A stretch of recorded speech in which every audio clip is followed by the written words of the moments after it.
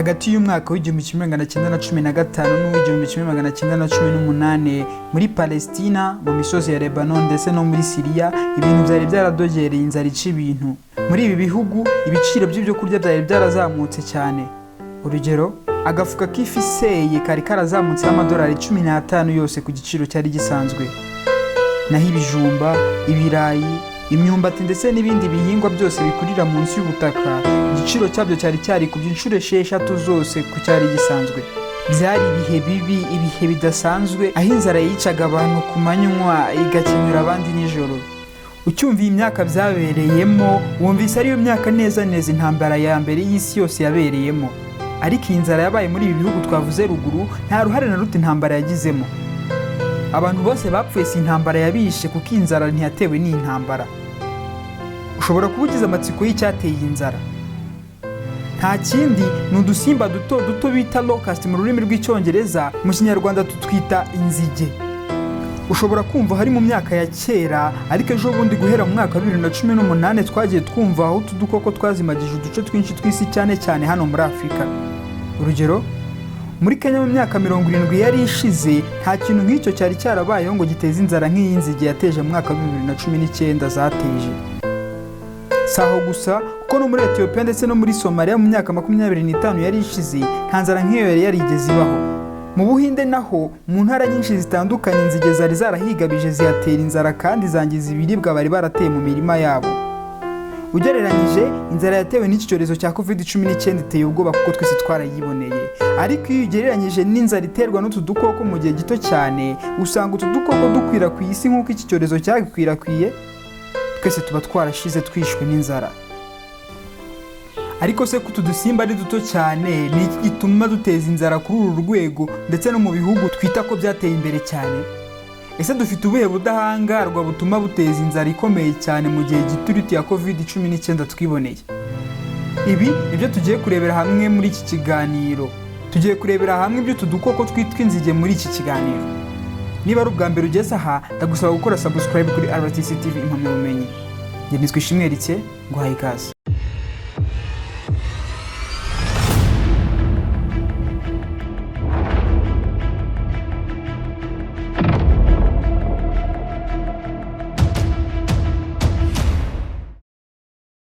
Ibi bihugu ngiye kubasomera ni bimwe mu byazahajwe n'inzara yatewe n'utu dukoko hagati y'umwaka wa 2019 na 2021, uyu mwaka turimo. Muri ibyo bihugu harimo Somalia, Kenya, Repubulika ya Demokarasi ya Kongo, Djibouti, Eritrea, Ethiopia, Saudi Arabia, Brazil, Argentine, Paraguay, South Sudan, Sudan, Uganda, Yemen, India, Pakistan, Iran, Nepal ndetse n'u Burundi. Ibi bihugu byose dusomeye aha ni bimwe mu byazahajwe n'inzara yatewe n'utu dukoko hagati y'umwaka wa 2019 ndetse n'umwaka wa 2021.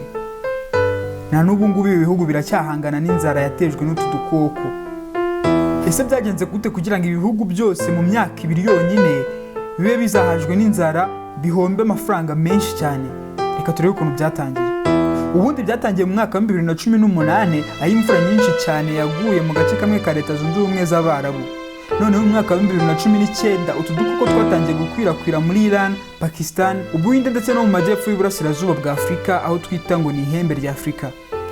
Umwaka wa 2019 wagiye kurangira muri Ethiopia, Eritrea, Somalia, Kenya, Saudi Arabia, Yemen, Egypta, Oman, Iran, India na Pakistan inzige zuzuye muri ibi bihugu. Wakibaza impamvu ibi byose byatangiye nyuma yo kugwa kw'imvura ibukomeye. Turabirebera hamwe icyo imvura ivuze kuri utu dukoko. Reka tubanze turebere hamwe impamvu izi nzige ziteje akaga.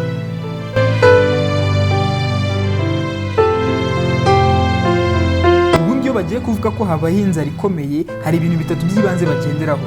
Icya mbere, muri ako gace inzara ibirimo, nibura 20% by'abantu batuyemo nta byo kurya bihagije baba bafite byaramura umuntu. Icya kabiri, haba hagaragaramo indyo mbi y'abana bangana na 30%. Ikintu cya gatatu bagenderaho, mu bantu 10,000 baba batuye, nibura 2 muri bo bapfa buri munsi ndetse n'abana 4 bagapfa bishwe n'iyo nzara.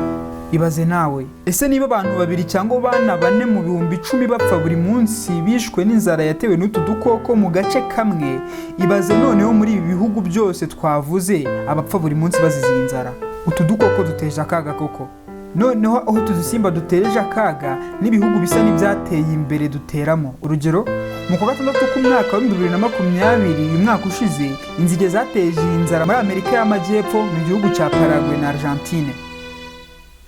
Ubwo aho ngaho harimo n'icyorezo cya Covid. Ariko icyari kiri gutinywa cyane ni inzara yatejwe n'utu dusimba, kuko aho twageze turakukumba koko. Inzige zifite amateka menshi. Reka turebe amwe muri yagaragara muri Bibiliya mu gitabo cyo mu Kuva igice cya 10 umurongo wa 12 kugeza ku murongo wa 15. Aha Farawo wategekaga Misiri yari yaranze kurikura Abisirayeli ubwoko bw'Imana, maze Imana imateza ibyago 10 byose. Icyo tugiye kurebamo ni icyago cya 8 cyari icyago cy'inzige. Reka twumve ukuntu byagenze mu Kuva igice cya 10 umurongo wa 12 kugeza ku wa 15, cyangwa se igitabo cy'imuka Misiri igice cya 10 umurongo wa 12 kugeza ku wa 15. Haragira hati: Uhoraho abwira Musa ati, iramburira ukuboko kwawe ku gihugu cya Misiri kugira ngo inzige zaduke mu gihugu cya Misiri zirya ibimera byose mu butaka, iby'urubura rwayo rwasize byose. Musa aramburira inkoni ye ku gihugu cya Misiri, maze uwo munsi wose n'ijoro ryose Uhoraho yobora hejuru y'igihugu umuyaga w'iburasirazuba. Igitondo gitangaje umuyaga w'iburasirazuba ubuzanya inzige. Inzige ziroha mu gihugu cyose cya Misiri, maze zizimagiza ubutaka bwose bwa Misiri. Zari nyinshi cyane, zirenze umubare utigeze uboneka kandi utazongera kuboneka ukundi. Zitwikira ubutaka bwose kugeza aho butakigaragara, ziyongobeza ibyatsi byo mu gihugu n'imbuto zose ziri ku biti iz'urubura rwari rwarasize, maze ntihasigara ibabi na rimwe ku biti cyangwa icyatsi na kimwe mu mirima y'igihugu cyose cya Misiri.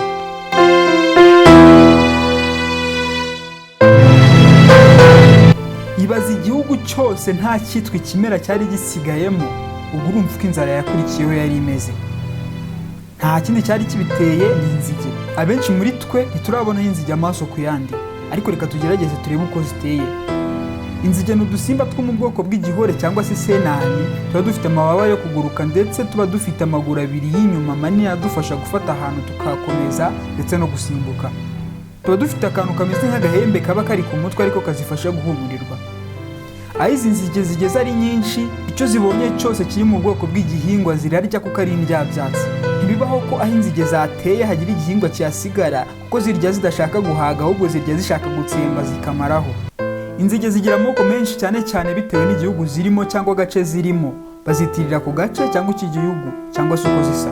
Twebwe izo tugiye kwitaho cyane ni inzige zo mu butayu cyangwa se desert locust mu rurimi rw'icyongereza, kuko arizo zigira ubukana cyane kuruta izindi zose kuva na kera. Izi nzige imwe ipima hagati y'amagarama 2 n'amagarama 2 n'igice. Ntiba ari ndende cyane kuko ibijya kureshya n'agafuniko k'ikaramu isanzwe. Izi nzige ubusanzwe ziba mu butayu bwa Sahara, ubundi zikagaba igitero nyuma y'imvura nyinshi mu gihugu runaka. Wakibaza uti, ese kuki zitera nyuma y'imvura nyinshi? Reka tubanze turebe uko zibaho, turetse tumenye icyo imvura ari cyo mu buzima bwazo, tunarebe uko zororoka.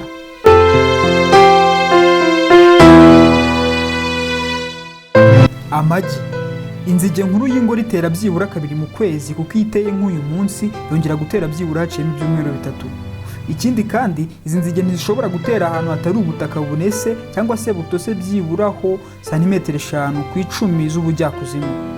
Ibigomba gutera ahantu hatose kugira ngo ayo magi abone izindi ntungamubiri komora mu mazi ikura muri ubwo butaka, kugira ngo ribashe gukura rizagere ku rugero rwo kwituraga. Bivuze ko inzige iteye ijya ahantu humye, igiteye ryakwangirika kuko rya buri ntungamubiri rikura muri ya mazi ntiriziturage. Ariko izi nzige ziba zizi ubwenge bwo gucukura ndetse no kumviriza ahantu hari ubutaka butose, maze akaba ariho zitera amagi yazo. Ayo magi yo yaterewe mu butaka butose nyuma y'ibyumweru 2 abamaze kwituraga, maze akavamo udukoko duto tw'icyatsi tuba tumeze neza nk'igihore cyangwa se senani. Iyo tumaze kwituraga tunyura mu bindi byiciro 6 kugira ngo zibe zikuze. Ibi zibikora zikora ibyo twakwita nko kwiyuburura, ubwo ni ukukuraho uruhu rw'inyuma mu bubare bwinshi cyane maze hagasigara uruhu rw'imbere. Ibyo zibikora inshuro 5 cyangwa 6, ibyo bikaba hagati y'iminsi 30 n'iminsi 40. Iyo zimaze kuba nkuru noneho muri iki cyiciro ziba zifite amababa atarakomera zigategereza iminsi 10 kugira ngo akomere, noneho iyi minsi ishize ziba zishobora kuguruka zikamara igihe kirekire mu kirere.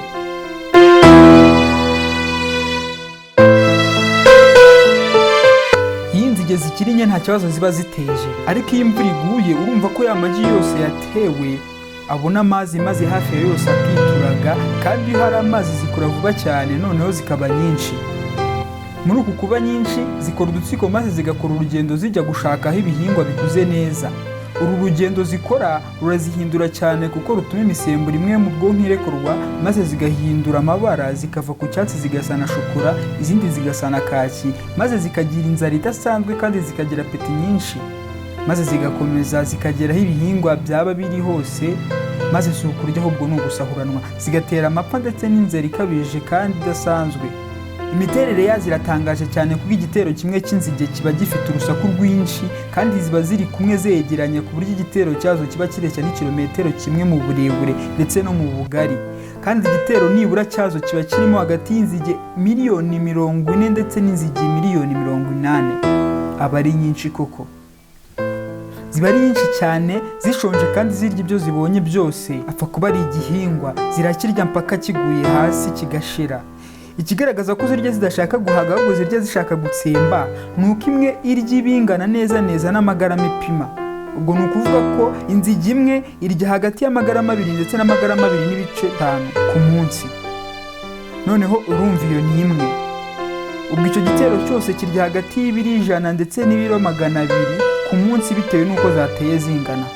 Ibiro 100 ndetse n'ibiro 200 ku munsi umwe. Ubwo kugira wumve ubukana bw'igitero cy'inzige, umunsi umwe gusa zirya ibyo kurya byaribwa n'abantu 35,000 ku munsi umwe gusa. Ubwo muri make ku munsi umwe gusa igitero cy'inzige kiba gishyize abantu bangana n'35,000 mu nzara. Ibaze noneho umunsi wa kabiri icyumweru kigashira muri aka gace ndetse no muri kariya ibunaka n'ibunaka. Igikurikira iki gitero nawe uracyumva, ni inzara ndetse n'urupfu rw'abantu benshi basize udusimba duto cyane.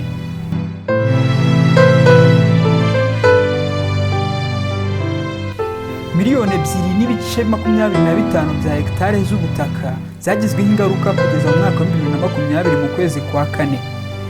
Muri ubwo butaka hegitare 70,000 z'ubutaka bwa Kenya zabaye nk'izitarigeze ziterwaho n'igihingwa na kimwe. Miliyoni zisaga 20 n'imisago z'abantu zahanganye n'inzara itajenjetse mu bihugu bya Ethiopia, Kenya, Somalia, South Sudan, Uganda, Tanzania bitewe n'ibitero by'inzige muri ibi bihugu. Ntabwo ari kera cyane, ni kugeza mu mwaka ushize 2020. Inzobere mu dukoko zivuga ko hongeye kugwa imvura cyangwa hakarangwa ikirere cy'icyagaragaye mu mwaka wa 2018 aricyo cyatumye habaho ibyo bitero by'inzige. Ubu haba hitezwe ibitero byikubye inshuro 500 byabaye mu myaka 2 ishize. Ibyo bikaba byatwara isaga miliyoni 500 z'amadolari kugira ngo habashe guhangana n'inzara yaterwa n'ibyo bitero.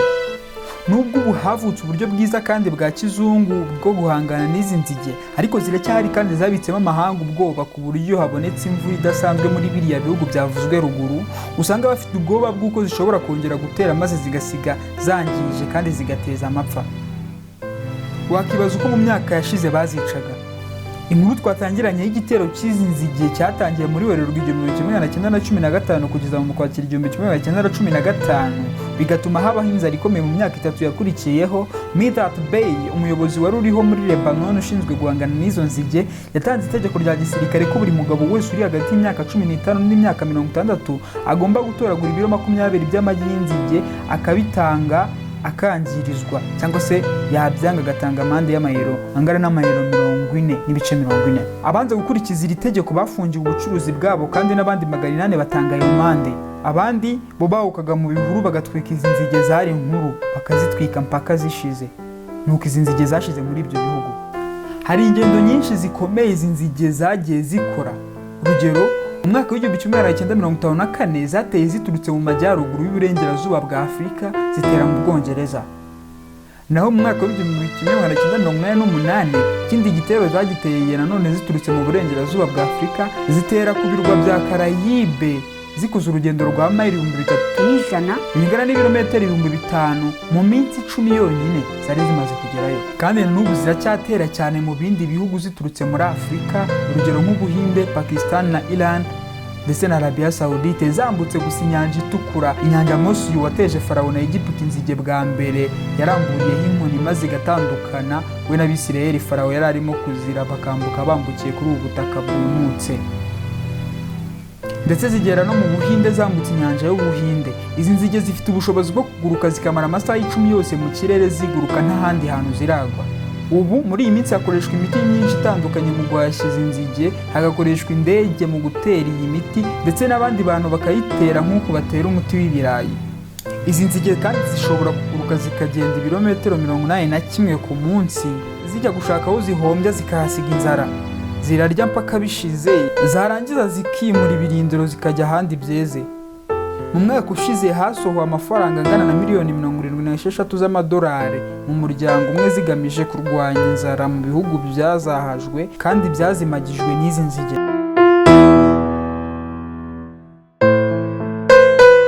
Iki kiganiro ndetse n'ibindi nk'ibi ushobora kubisanga kuri YouTube wanditsemo RTC TV impamyabumenyi. Ndagusaba gukora subscribe, ni inkunga nini waba uduteye kandi ugasangiza n'abandi. Niba hari icyo yifuza ko tuzavugaho andika hasi muri comment. Njye Ndishimwe Eric, ndagushimiye.